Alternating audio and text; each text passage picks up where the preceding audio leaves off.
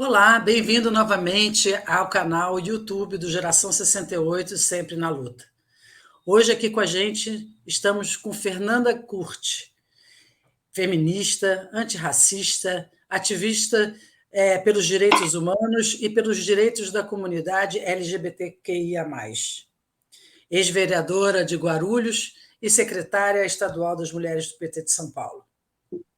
Aqui com a gente para entrevistar a Fernanda está Rose Teles. Oi, Rose. Oi, Cecília. Então, hoje nós vamos entrevistar uma jovem liderança aí, aqui no canal do Geração 68, que é a Fernanda Curti. Extremamente importante. Boa noite, Fernanda. Bem-vinda ao nosso canal YouTube. Cumprimentar você, cumprimentar a Rose, a toda a companheirada da Geração 68 e a todas as pessoas que vão assistir essa nossa conversa. Legal. Como a Rose falou, é uma jovem liderança.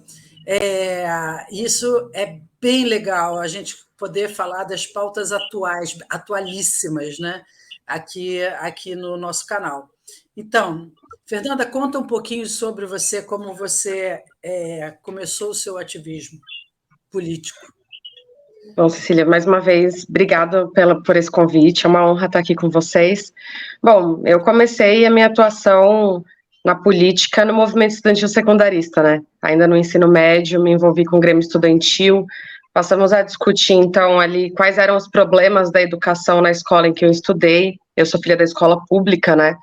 Sou aqui do Jardim São Domingos, então estudei na escola do meu bairro, e a partir disso comecei a conhecer outros movimentos sociais e me engajar na luta política. Imediatamente eu conheci o movimento de mulheres, né? Fiz parte da organização da Marcha das Vadias, aqui de Guarulhos, fiz parte da Marcha Mundial de Mulheres. Na sequência, passei a atuar nos conselhos de controle e participação social, presidi o Conselho Municipal de Juventude, fiz parte do Conselho de Política para as Mulheres, e em 2020 fui eleita vereadora aqui da cidade, né? Infelizmente tive meu mandato cassado por uma manobra política jurídica e seguimos aí na luta do movimento de mulheres, hoje à frente da Secretaria de Mulheres do PT do Estado de São Paulo. Então, eu queria perguntar para a Fernanda falou da trajetória dela, que ela vem da escola pública, que os grêmios estudantis realmente são formadores, né, de lideranças. E depois você foi para uma campanha, eu lembro que foi a campanha pelo Setorial das Mulheres, foi uma campanha também acirrada, que você viajou pelo Estado, e em seguida você fez a campanha para deputada federal. Aí eu queria saber, Fernanda, que a primeira campanha que você fez foi aí em Guarulhos, né, para vereança, então na cidade. Como é que foi essa saída para conhecer o Estado e para expor as pautas que ali você já debatia na sua região? Então, quais foram as pessoas que você encontrou ali no Estado e qual a receptividade, né, no Estado que é tão grande, tão diverso? Rose, eu desde 2017 tenho a oportunidade de ser da direção estadual do PT, então esse espaço me possibilitou rodar o estado para construir o nosso partido e também conhecer um pouco da realidade de cada canto, né? Então essa experiência de construção do PT, somada à bagagem que a gente já construiu aqui na cidade de Guarulhos, nos fez conseguir chegar um pouco mais preparada para a disputa, do ponto de vista do debate político, para a disputa de 2022, né? Apesar do Estado, cada ponta ter uma realidade diferente, tem algumas pautas que são comuns a todas nós, especialmente quando a gente verifica grupos sociais que, infelizmente, no século XXI, ainda têm os direitos fundamentais violados, como, por exemplo, o debate de nós mulheres, né, de todas as mulheres. Eu digo isso por conta de considerar as mulheres lésbicas, bissexuais, transexuais, as mulheres indígenas, as mulheres imigrantes, as mulheres ciganas, as mulheres quilombolas, enfim. Esse conjunto de mulheres, nós ainda seguimos vítimas da violência social, da violência do Estado, né, em não conseguir enfrentar os altos índices de violência doméstica, os altos índices de estupro. Só que na minha cidade, por exemplo, os casos seguem crescendo. No primeiro semestre de 2022, nós tivemos mais de 5 mil casos registrados, o que corresponde a 55% dos casos de 2021. E esse é um fenômeno trágico que acontece em vários outros pontos do estado, também muito provocado pelo que foi a pandemia, né? Era a correta orientação da gente se isolar, ficar dentro de casa, mas isso precisava ter sido acompanhado de políticas de proteção, porque isso, infelizmente, fez com que, aqui no estado de São Paulo, o índice de violência doméstica crescesse pelo menos 40%. Então, essa é uma realidade que é comum a todo estado. Outro debate que é comum a todo estado é a violação dos direitos da comunidade LGBTQIA+. Primeiro, porque segue liderando o ranking das pessoas que mais sofrem violência e também lideram o ranking dos piores trabalhos com os piores salários. Olha, a maioria da nossa comunidade está concentrada ou na rede de fast food ou no telemarketing, e uma outra categoria é majoritariamente na prostituição. Olha, não tem nenhum problema nenhuma dessas funções. A questão é que não dá para a gente ter uma comunidade em peso nesses espaços.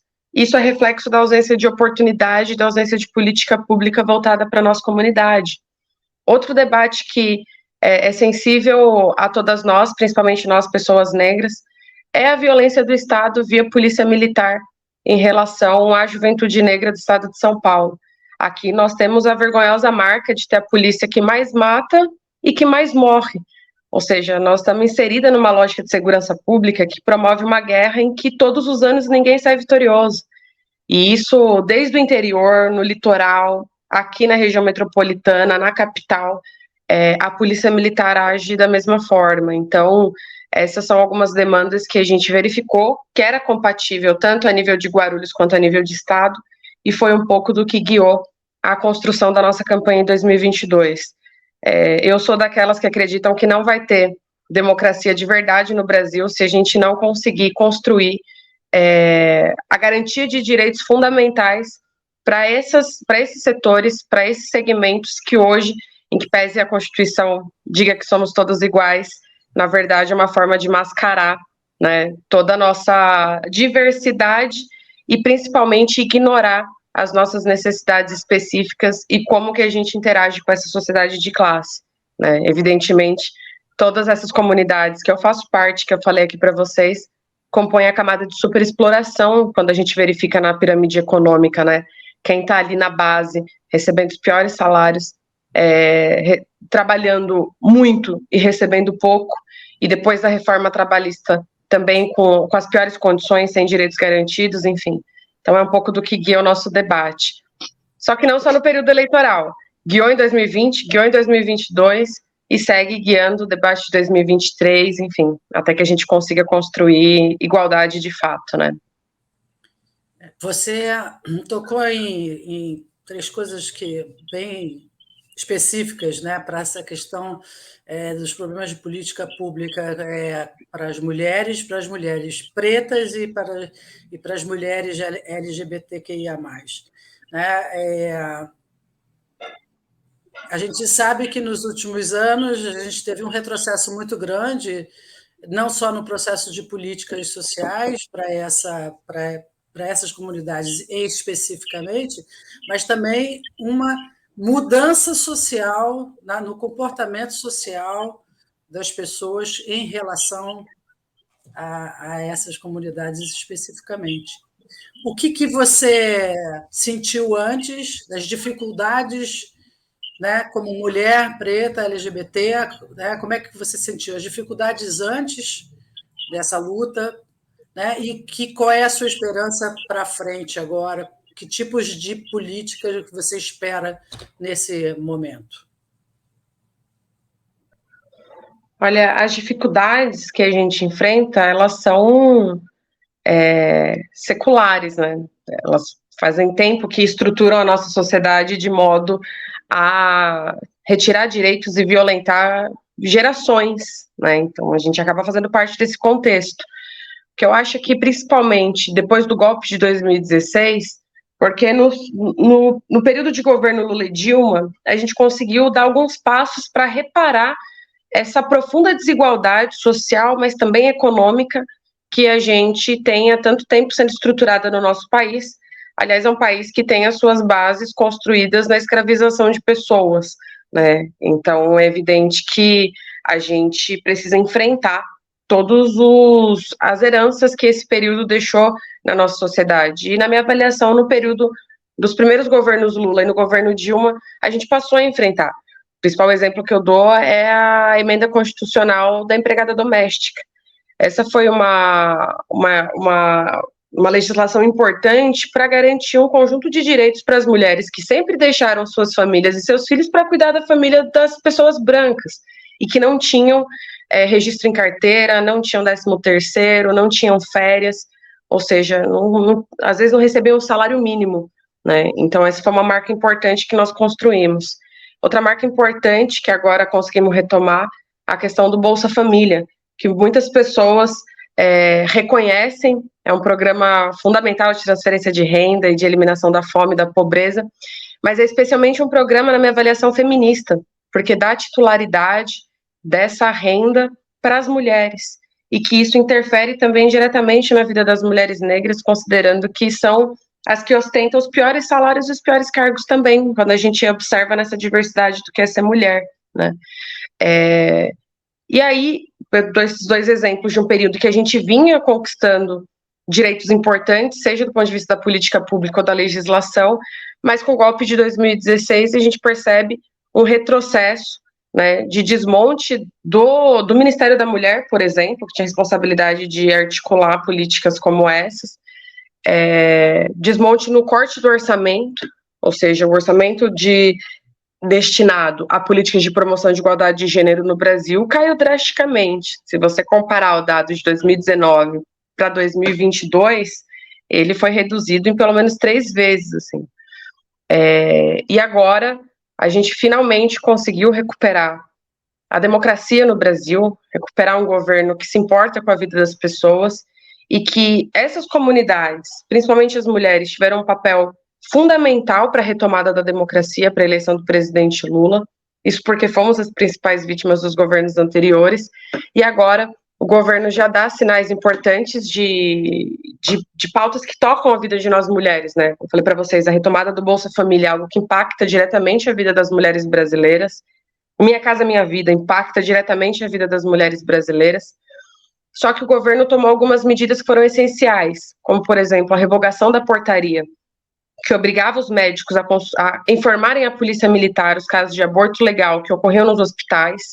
Isso foi uma medida importante para parar de criminalizar as mulheres em situação de aborto, inclusive dos casos que são previstos em lei, né? Até essas mulheres estavam sendo criminalizadas, tendo seu direito negado.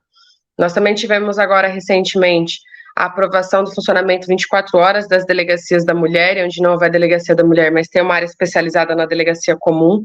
Isso ajuda a gente a conseguir socorro imediato ou minimamente conseguir fazer a denúncia com mais celeridade quando uma mulher sofre violência na rua ou dentro de casa. Agora, a questão de ajustar a igualdade salarial, o presidente Lula lançou, e no discurso que ele fez ontem, em razão dos 100 dias de governo, lembrou que a legislação anterior, aliás, a legislação atual, diz que tem igualdade, mas quando a gente confere todo o restante da legislação, vai colocando barreiras que dificultam ainda mais a vida das mulheres. Então, é uma das preocupações do governo em conseguir cuidar dessa igualdade salarial no mundo do trabalho. Agora, nós temos alguns desafios que persistem, que é, primeiro, na minha avaliação, a gente conseguir enfrentar o trabalho não remunerado, que a maioria das mulheres brasileiras são submetidas. Aqui eu estou falando das tarefas do cuidado e de lavar, passar, cozinhar, as tarefas domésticas, né? Muitas mulheres não estão trabalhando fora de casa, mas todos os dias têm uma jornada exaustiva dentro das suas casas para cuidar de todo mundo. E essa jornada exaustiva, ela é fruto da ausência do Estado. Vou dar um exemplo para vocês. As pessoas, no período da pandemia, quando algum familiar ficava doente dentro de casa, quem cuidava, mesmo estando infectado, também foram as mulheres. As crianças fora da escola. É uma carga que caiu em cima do ombro das mulheres. Quando tem idosos sem atendimento de saúde, quem tem que cuidar em casa são mulheres. Então, todas essas tarefas precisam ser contempladas pelo poder público e entender que esse, na minha avaliação, Rose, se trata de um modelo de escravização moderna dos corpos de mulheres, né? Então, acho que precisa enfrentar. Como?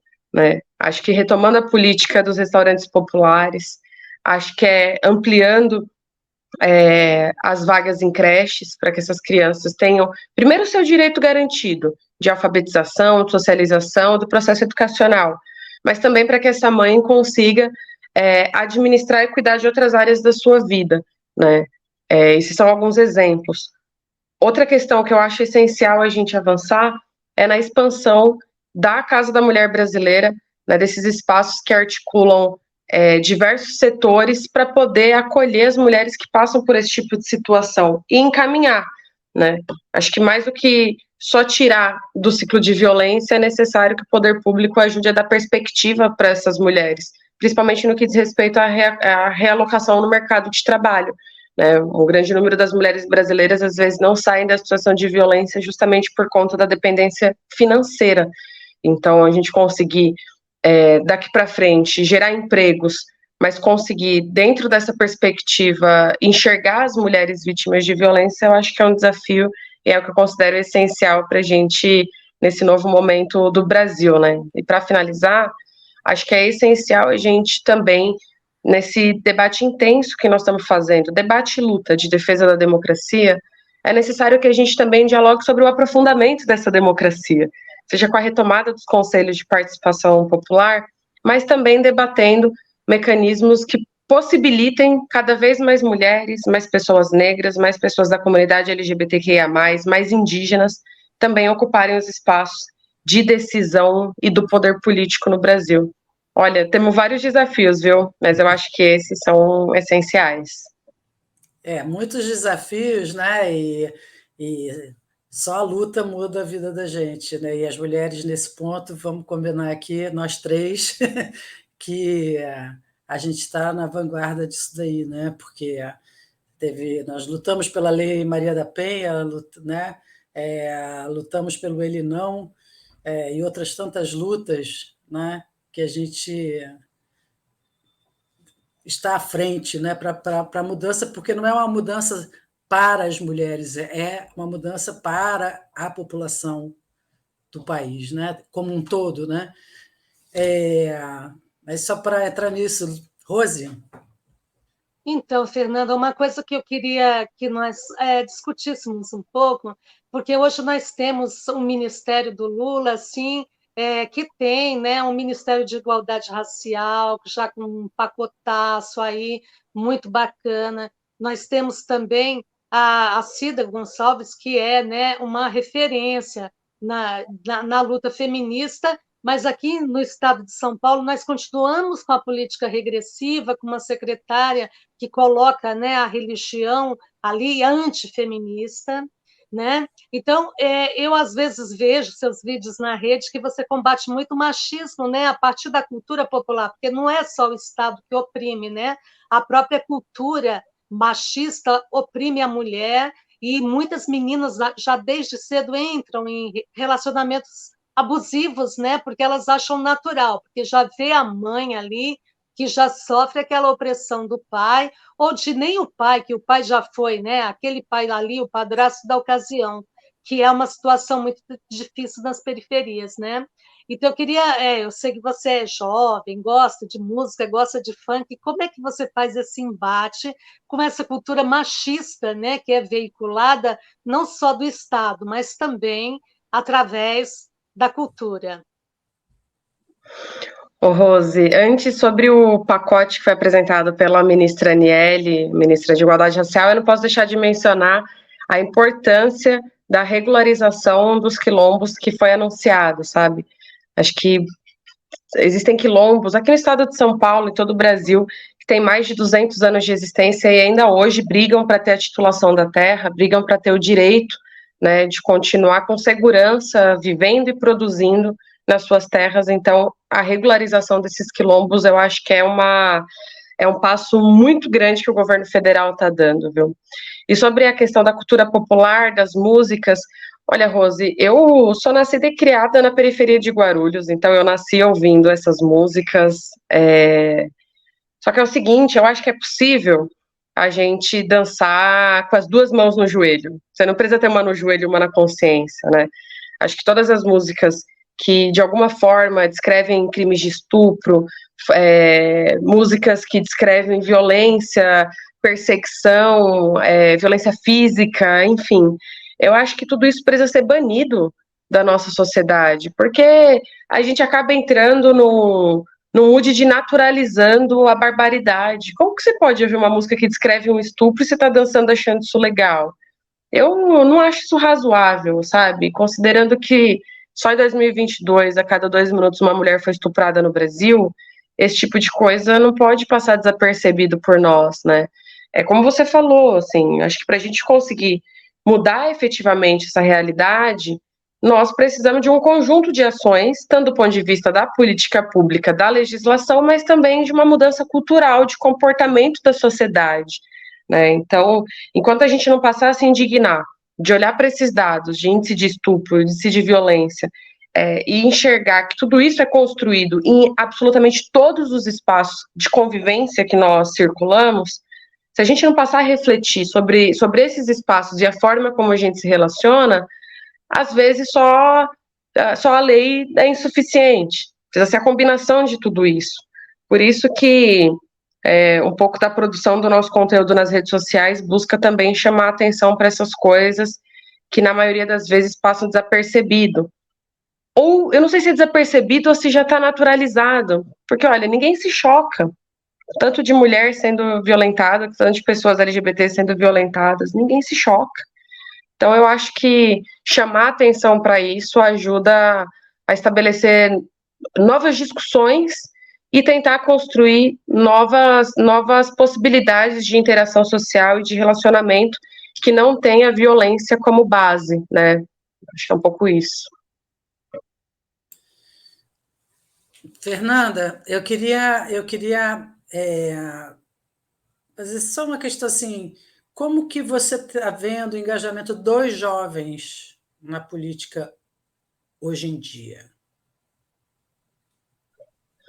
Olha, eu acho que existe uma participação muito maior do que em outros períodos, só que é para o bem e para o mal, viu?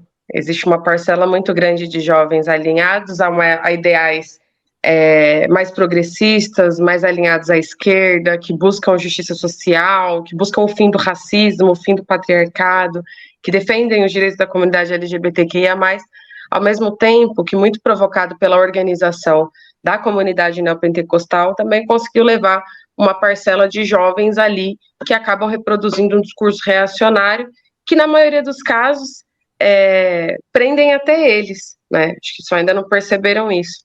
Mas, de modo geral, acho que existe uma participação maior, né? Hoje, minha história é recente no PT, eu vou completar 10 anos de partido, um partido de 40 anos, né? Mas o período que eu comecei a atuar, assim, em todas as rodas que eu transitava, eu ouvia muito o discurso do voto nulo. Hoje é algo que eu não vejo mais, principalmente depois do que foi a tragédia do Bolsonaro. Inclusive, vários grupos que eu ouvia reproduzindo esse discurso hoje conseguem realizar a importância de exercer o direito ao voto. Então, eu acho que existe uma participação maior, mas existe também a necessidade dos movimentos sociais organizados continuarem dialogando e disputando as novas gerações para pensamentos que não tenham, de novo, a violência como o eixo principal. Infelizmente, os discursos violentos que foram fomentados nos últimos anos no Brasil, nós estamos, inclusive, convivendo com o efeito desses discursos na prática agora. Olha só o terrorismo que está acontecendo dentro de diversas escolas. Então, acho que a gente precisa disputar os ideais com as novas gerações, principalmente para convencer novamente de um pacto de não violência, né, a gente abolir da nossa sociedade tudo que faça menção a comportamentos violentos para que a gente evite, né, passe a combater também no comportamento social os casos que nós estamos vivenciando hoje no Brasil. Nada do que a gente está vivendo hoje é algo aleatório que aconteceu por acaso. Todo esse discurso vem sendo fomentado por essa galera aliada do Bolsonaro, que tem o ódio e a violência como principal pauta política. Então, essa participação das novas gerações, da galera mais jovem, inclusive mais jovem do que eu, e é isso que me preocupa bastante, hoje eu estou com 28 anos de idade, mas a galera de 16 anos, 15, 16, que já está no ensino médio, já tem uma participação ativa e que, na minha avaliação, a gente precisa continuar dialogando e disputando os ideais para não cair na vala da violência. É verdade, Fernanda. E você, como assim, como egressa, né, da escola pública, eu também sempre estudei em escola pública, fiz universidade pública. Então a gente vê com muita tristeza, porque no fundo a gente sabe que a escola ela é muito vulnerável, né? Ela é um espaço de vulnerabilidade, porque as políticas, né, fizeram com que esse espaço fosse, né, um espaço de vulnerabilidade. Então, eu queria que você dissesse como é que você está vendo esse efeito contágio. Concordo com você que nós estamos numa colheita, né? Nós estamos numa colheita porque o ódio está na rede e essas Big Tech elas não vão abrir mão, né, dos seus ganhos, e o ódio dá muito dinheiro, essas redes ganham muito com isso, com fake news e com essa cultura do ódio. Você falou de a gente fazer esse pacto, né? Como é que você imagina? Eu acho que a gente já pagou tão caro, né? Parece que desde a pandemia a gente pagou, né? Com tantas vidas aí por causa dessa cultura negacionista de ódio. Como é que você vê? Como é que a gente vai sair dessa, Fernanda? Eu acho que tem dois caminhos, viu, Rose? O primeiro caminho é a gente combater, enfrentar e desmontar todas as organizações que estimulam o ódio, a violência, que estimulam esses ataques terroristas nas escolas e em diversos outros ambientes. Primeiro, tendo uma fiscalização maior nas redes sociais, viu, Rose? Esses grupos estão se organizando dentro dos grupos de WhatsApp, de Telegram, estão se organizando pelas redes sociais, então é necessário que haja uma política que dê conta de fiscalizar e derrubar essas contas e esses grupos que organizam esse tipo de ação, né? A segunda coisa é a gente enfrentar também o que são as desigualdades econômicas. A escola, ela não gera violência. A escola, na minha avaliação, ela recepciona os casos todos os conflitos que a gente vive no dia a dia. Para crianças e adolescentes, o primeiro lugar que essas coisas vão se manifestar é para dentro das escolas, onde essa faixa etária passa a maior parte do seu tempo. Então, é necessário que essas crianças também saiam dessa situação de vulnerabilidade, de pobreza, para que também se afastem da violência, né, e que isso não vá se reproduzir dentro da escola. E é necessário ter uma política de acolhimento dentro das escolas também. E isso não é impor aos professores e ao corpo ali administrativo a responsabilidade, mas a gente conseguir identificar outros profissionais que é importante estar dentro da escola. Eu não estou falando de policial, não, viu? Eu estou falando de acompanhamento psicológico, que inclusive o governador Tarcísio havia suspendido aqui no estado de São Paulo. Então, é necessário que haja acolhimento psicológico dentro das escolas para os estudantes e também para a categoria dos professores e professoras, que também vem adoecendo ao longo desse processo, da ausência do Estado, né? É necessário que haja ali uma rede de proteção que esteja preparada para ser acionada quando for necessário. Isso envolve o conselho tutelar, isso envolve o conselho da criança e do adolescente, isso envolve o conselho de educação, isso envolve a família, isso envolve a comunidade como um todo. Todo mundo precisa estar articulado nesse sentido para poder proteger as crianças dentro e fora da escola. Então, eu acho que precisa ter esses processos do ponto de vista da política pública, e a gente precisa continuar trocando muita ideia com essa galera dentro das escolas, viu, Cecília? Não tem condição da gente achar que a discussão do enfrentamento à violência não é algo que tem que estar dentro das escolas também. Nós passamos por outros processos no Brasil que nós perdemos a oportunidade de incluir no Plano Nacional de Educação, por exemplo, a discussão de gênero, né, que seria muito importante para enfrentar a desigualdade entre homens e mulheres. E se vocês pegarem um dos primeiros casos que aconteceu, a principal observação que foi feita é que a pessoa que entrou, né, para cometer o crime atirava nas meninas para matar e nos meninos para machucar, revelando o fator de gênero também, ou seja, olha como é importante a discussão de gênero dentro da escola, né? Acho que discussões como essa, de enfrentamento à violência, precisam fazer parte do cotidiano das escolas. Tem muitas crianças que estão inseridas em ciclos de violência que, às vezes, é dentro da escola o único lugar que vai ouvir alguma coisa diferente, uma orientação diferente, ou que vai existir algum tipo de acolhimento que, às vezes, não está tendo dentro de casa, dentro da sua família. Olha, não estou dizendo que a família não tenha responsabilidade, eu estou dizendo que o Estatuto da Criança e do Adolescente diz que é responsabilidade da família, de toda a comunidade, do poder público do Estado brasileiro. Então, as crianças são responsabilidades de todos nós. Então, eu acho que esses são alguns movimentos importantes de serem feitos, né? É política pública e muito diálogo. É um longo caminho ainda, né? Porque a gente dá 3 passos e, de repente, há um retrocesso, a gente tem que vai 10 para trás, e depois a gente tem que dar mais 3 passos. Eu concordo com você na questão da educação, de incluir nas escolas não polícia. A gente não precisa de polícia armada dentro da escola, a gente já está cansada de tanta arma, né? O que a gente precisa realmente é de orientação emocional, psicológica e uma orientação muito clara, né, da importância de se respeitar o outro. Né? Eu acho tão estranho, porque o discurso religioso diz isso, né? Respeitar uns aos outros, né? Amai-vos uns aos outros, e na prática não rola, né? Não adianta, não vem. Fora essas questões específicas da questão da violência nas escolas, há também uma questão da educação em si. Hoje a gente está discutindo o ensino médio, né, um novo ensino médio, e essa discussão está fazendo muito barulho. Só para alertar os nossos ouvintes, para quem não conhece, o novo regime do ensino médio os alunos poderiam escolher 40% de matérias, né, aleatórias. Eu gostei de uma que diz assim, que o título é O que rola por aí. Eu ainda não sei o que rola por aí, mas, né, acredito que filosofia seja muito mais importante. O que você acha disso?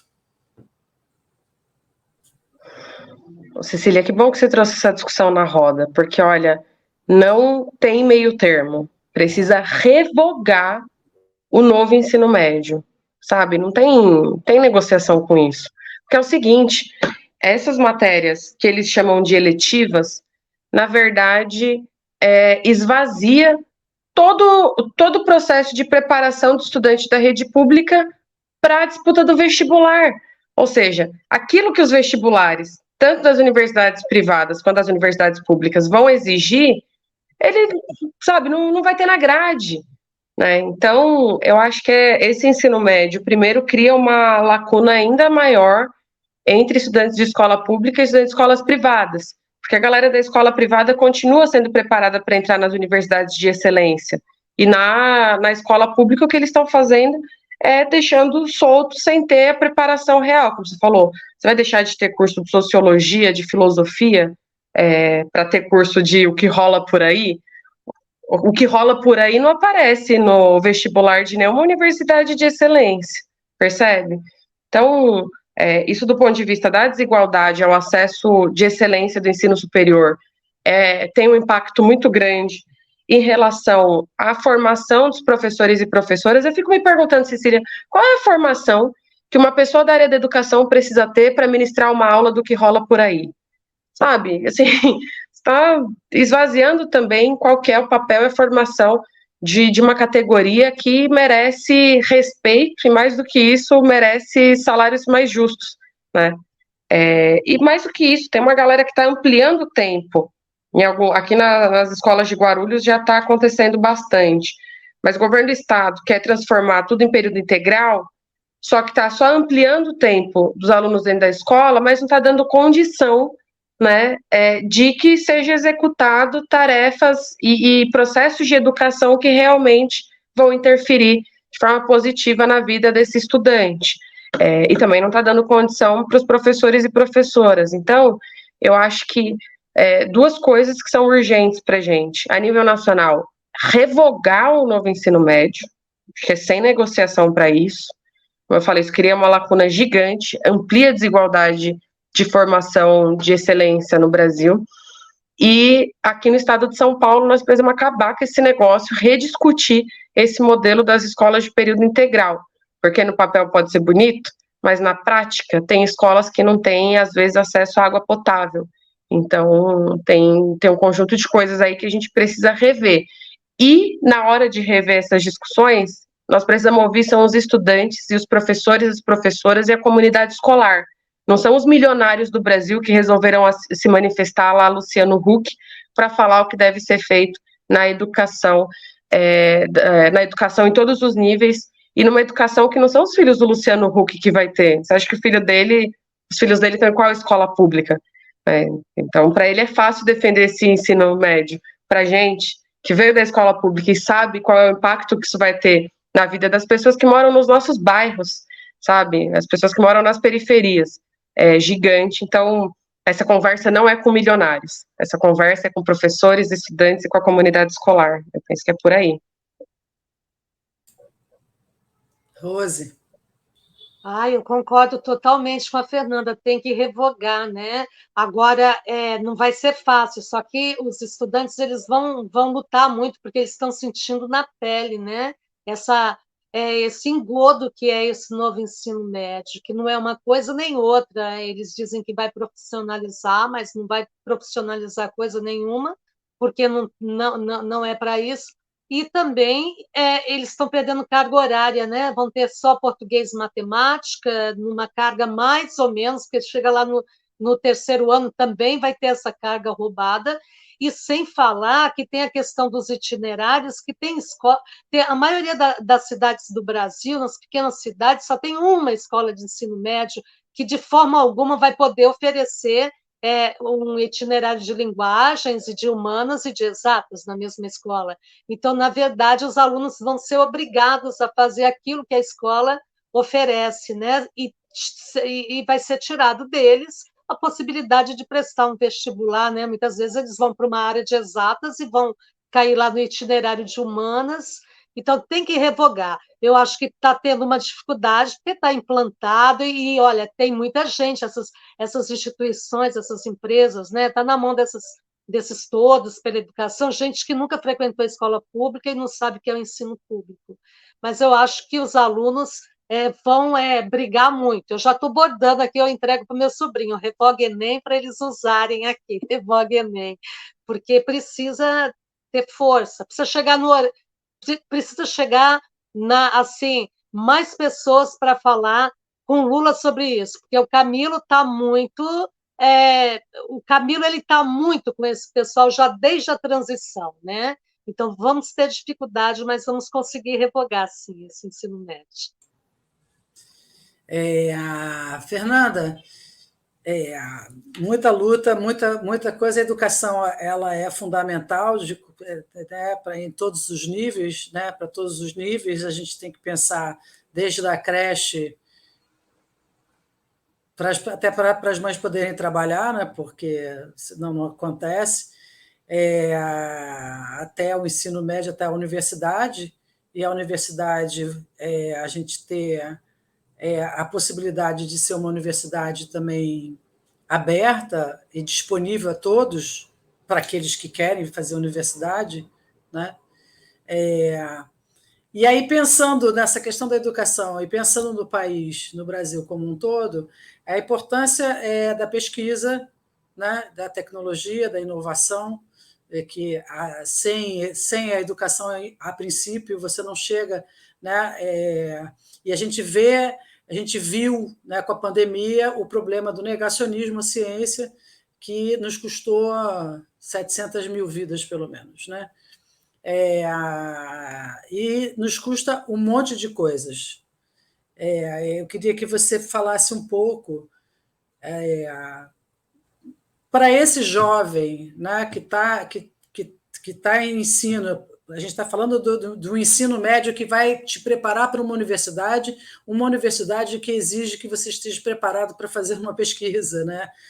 Desde a graduação, não estou falando nem de pós-graduação, mas nesse investimento que é fundamental, eu acho, para um país se desenvolver, se tornar um país desenvolvido e independente das grandes nações capitalistas, né? Então, assim, eu queria que você falasse um pouco sobre isso. O que você acha?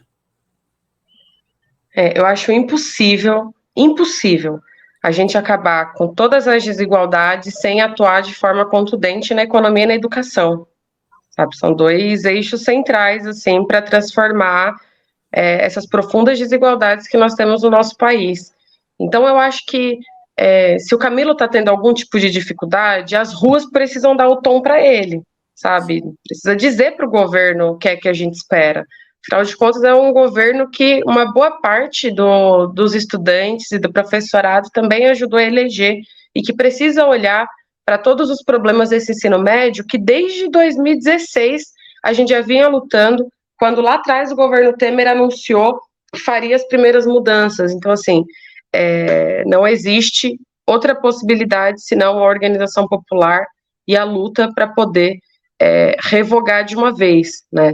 É evidente que nós estamos vendo vários anúncios importantes do Ministério da Educação em relação a ampliar o investimento na pesquisa, ampliar o investimento nas bolsas de estudo, mas essa questão do ensino médio acaba que cria uma lacuna, inclusive, para essas políticas, viu, Cecília? Se você não tem um estudante preparado para sair do ensino médio e alçar uma universidade de excelência, inclusive para acessar essas bolsas, essa política que o governo já está implementando, assim, nós estamos fazendo isso para quem? Na minha avaliação, precisa ser principalmente para os estudantes das escolas públicas, que é justamente quem não tem famílias com recursos para pagar o ensino de escolas privadas.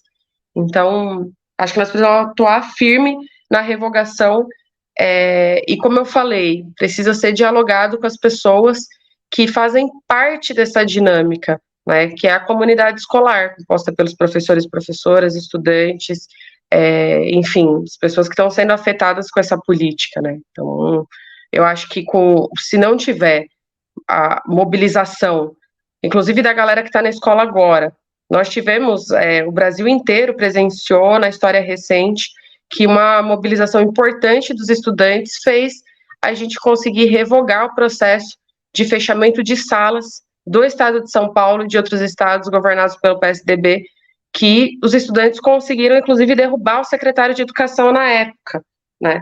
Então, para a galera que hoje está nas ruas, está organizando o movimento social, não pode desistir de organizar essa luta, porque todas as vezes, isso a história nos mostra, que os estudantes tomaram as ruas e lutaram contra um regime político, lutaram por mais direitos dentro das universidades, lutaram pela expansão das universidades, essas conquistas vieram. Então, eu concordo com a Rose, é com muita luta organizada, dentro e fora das escolas, que a gente vai conseguir derrubar esse ensino médio que não tem benefício para absolutamente ninguém. Fernanda, excelente conversa. Esse debate ainda vai levar muito tempo, a gente vai continuar debatendo aqui no nosso canal YouTube e aí nas redes sociais como um todo, e a gente vai incentivar as pessoas a comentarem, a discutirem, a perguntarem, porque eu acho que a informação e o debate é que também é importante para a gente criar uma consciência, para a gente ter uma noção melhor dos movimentos, do que está acontecendo. E nós concordamos em gênero, número e grau. Vamos para a rua. Vamos para a rua, os estudantes têm que ir para a rua. Só o povo na rua que faz revolução. O resto não, a gente só debate, a gente só organiza. Agora é na rua que a coisa acontece. Eu te agradeço muitíssimo. Espero contar com você outras vezes aqui no nosso canal. E muito obrigada, boa noite. Também quero agradecer muito você, viu, Fernanda? Que foi uma entrevista muito legal, que trouxe questões muito importantes para a sociedade brasileira. Imagina, gente, eu que agradeço. Adorei estar aqui com vocês. Então, obrigada, Cecília. Obrigada, Rose. Deixo um abraço para vocês duas e também um abraço para as companheiras do coletivo Linhas do Mar, aí junto contigo, viu, Rose? E é sempre uma satisfação poder trocar e aprender, né? Acho que a minha geração aprende muito com o que foi a geração 68 aí, e eu espero também fazer parte dessa história de luta, de resistência e de conquista que as gerações que vieram antes de mim construíram nesse país. Então, muito obrigada, eu estou sempre à disposição, viu? Um beijo, Obrigada, você já faz parte. Já faz parte.